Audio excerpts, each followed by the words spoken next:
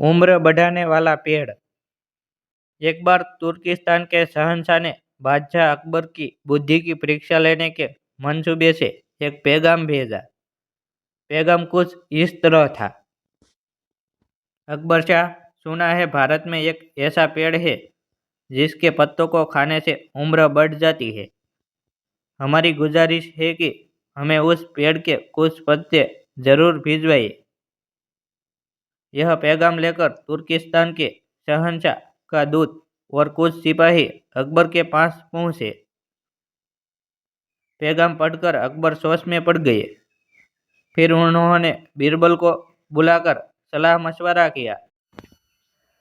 अंत में बीरबल की सलाह मानकर अकबर ने तुर्किस्तान से आए दूत को सिपाहियों सहित एक सुदृढ़ किले में कैद करवा दिया। वहां उनके खाने पीने का यथोचित प्रबंध किया गया। किले में बंद दूत और सिपाही चिंतित थे। उनकी समझ के बाहर था कि आखिर उनका दोष है क्या। कुछ दिन व्यतीत होने के उपरांत बीरबल को साथ लेकर अकबर उनसे मिलने पहुंचे। उन्हें देख दूत और सिपाहियों में उम्मीद जागी कि शायद अब उन्हें मुक्त कर दिया जाएगा, किंतु ऐसा कुछ नहीं हुआ। अकबर उनसे बोले, तुम्हारे शहंशाह ने हमसे जिस चीज की गुजारिश की है, मैं वह तब ही दे पाऊंगा जब इस किले की 1 से 2 ईंटें गिर जाएंगी। तब तक तुम लोग यहाँ कैद रहोगे।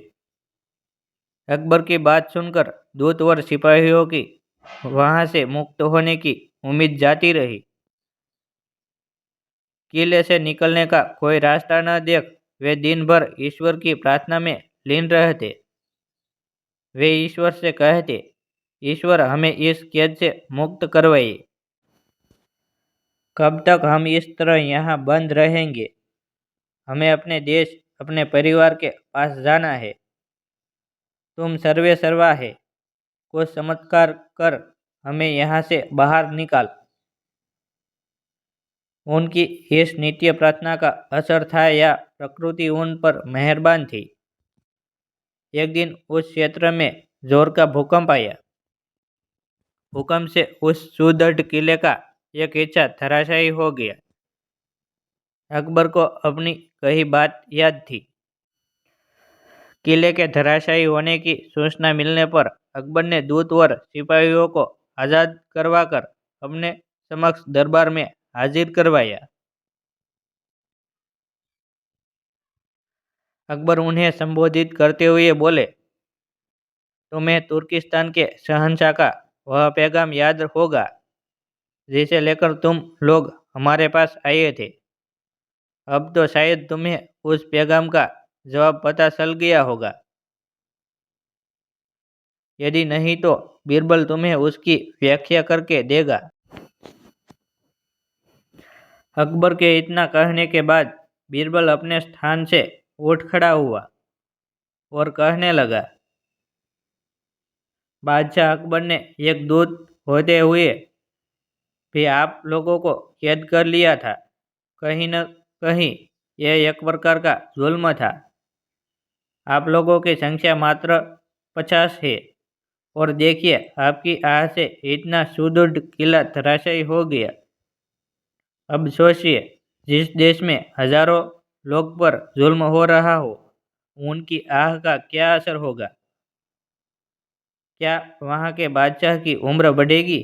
नहीं, इन आहों के प्रभाव से उनकी उम्र तो घटती चली जाएगी और वह देश पतन के कगार पर पहुंच जाएगा।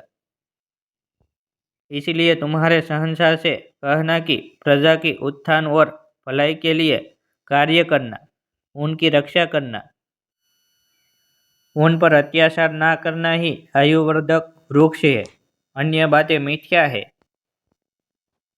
तुर्किस्तान के शहंशाह के दूत और सिपाहियों ने जब तुर्किस्तान पहुंचकर ये बात अपने शहंशाह को बताई तो उनकी आंखें खुल गई। वे अकबर के कायल हो गए।